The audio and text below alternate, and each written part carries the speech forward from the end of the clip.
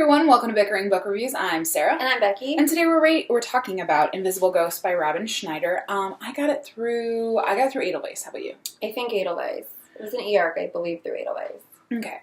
So this is about Rose, whose brother died 4 years ago, and she was kind of slightly involved in his death, and so she's kind of been combating that grief ever since and hasn't really wanted to make connections with anybody around her.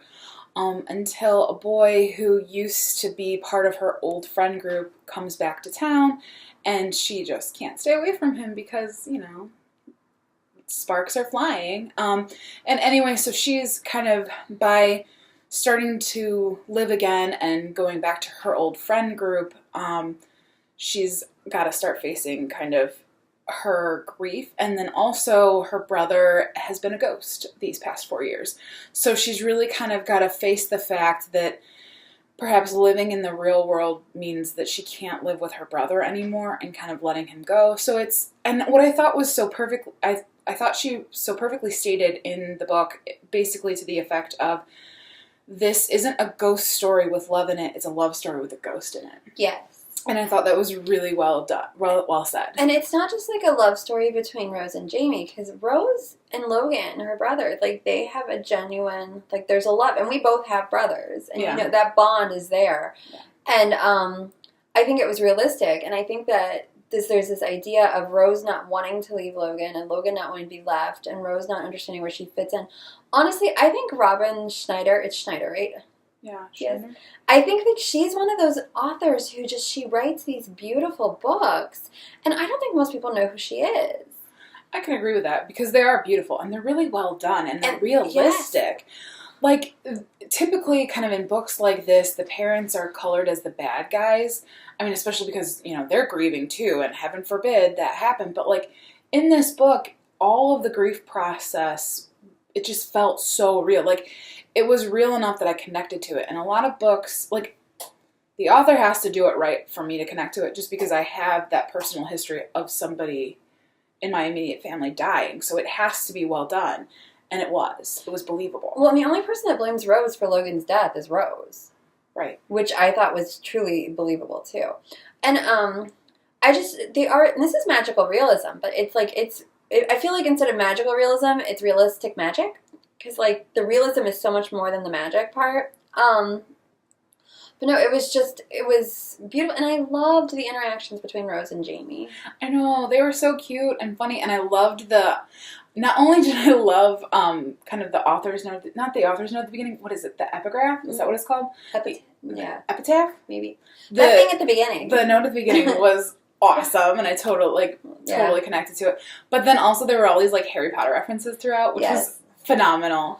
Well, and she takes these, like, she writes a realistic fiction book. Like, the beginning of everything, it's about a boy who was on a roller coaster at Disney World, and the person in front of him gets decapitated, and he caught the head, right?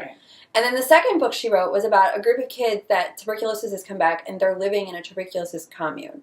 And so they're not realistic. It's not like a realistic thing, but it feels so realistic, and it's so beautifully written, and the characters are so well developed that you're like, yes, I can see these people, and there's always, like, there's love, and that the love doesn't always come to where you want it to be, and I don't want to give away more than that, because I'm not saying which love in this book it is, but there's this idea of loss, but that loss is okay, and you dust yourself off, and you keep going. Well, and I think the reason why it works is because they're real emotions, they're real character interactions. Even getting to the point where, Rose has to decide between old friends and new friends, and how that storyline never really gets it never gets tied up, but, like, honestly, in real life, it wouldn't. Like, right. So it felt very real, even though not much was done with it. Right.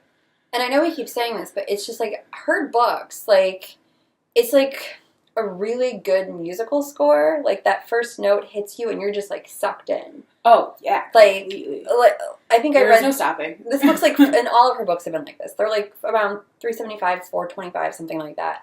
But you read them in like a day and a half. Oh, yeah. Because you're just reading and reading and reading. And, like, it's like, she's very judicious with what she puts in the books. There's, like, not a lot of fluff. There's not a lot of extra. But it's, again, like a musical score. Every note is necessary, and it works perfectly, and it comes together. See, but that being said, I still don't think that this is going to be like it is an award winner. No, like, she's not. But and it's not to say that she's not great at what she does. She is. It's just not in that kind of lane.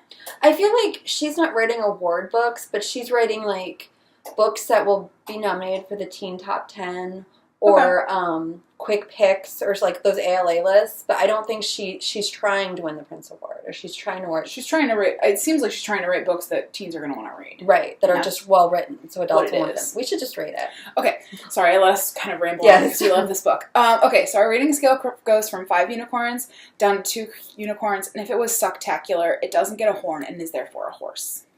Where are you at? I'm like at a 4, almost 4.5. I'm in a solid 4. Yeah, it was just a good read. It was quick. It was fun. I enjoyed it. I think other people will enjoy it. Yes. So there's where we're at. So see you later. Bye. Bye.